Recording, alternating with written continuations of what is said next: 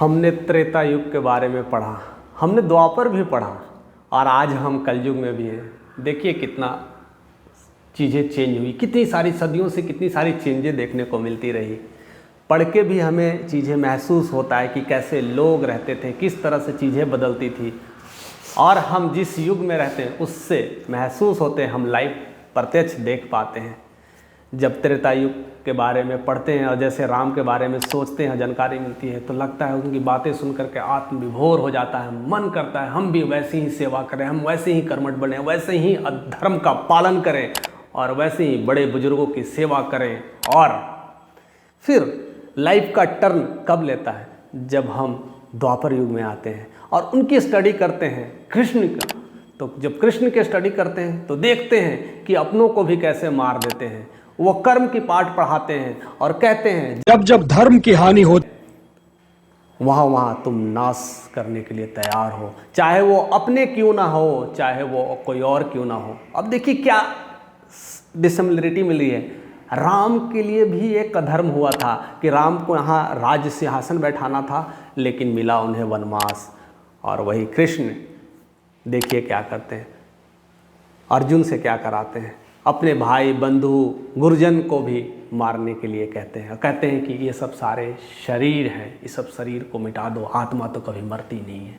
और आज इस कलयुग में हम जिस तरह से रह रहे हैं, हमें असमंजस हो गया है दोस्त कि मैं राम के साथ चलूं या कृष्ण के साथ चलूं, मैं तो चलूं किसके साथ।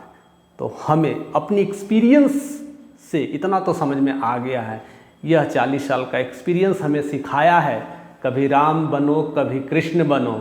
हम में ही राम में हैं, हम में ही कृष्ण हैं, हमें दोनों लेकर के चलना पड़ेगा। क्योंकि ना यह सतयुग है, ना यह त्रेता युग है और ना यह द्वापर युग है, यह है कलयुग। कलयुग में राम और कृष्ण दोनों के साथ बैलेंस करके चलना पड़ेगा।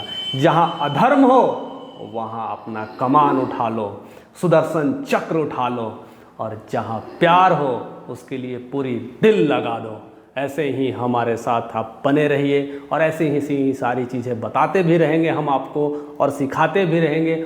और जिस तरह से हम ये सब सारी चीज़ें सीख रहे हैं और इस कलयुग में जो सीख रहे हैं वह अद्भुत चीज़ें हैं। शायद हम अपनी संस्कृति में लोग नहीं झांक पा रहे हैं, नहीं देख पा रहे हैं, क्योंकि सारा गुण, सारी दुनिया, सारी संपत्ति, सब कुछ तो हमारी ही संस्कृति में है। हम ढूंढ रहे हैं गली गली में और सब कुछ है हमारे ही अपने ही जगह, जो हमारे धरोहर में है। पूरी दुनिया यहाँ सीखने के लिए आती थी, हम उसी को भूल चुके हैं।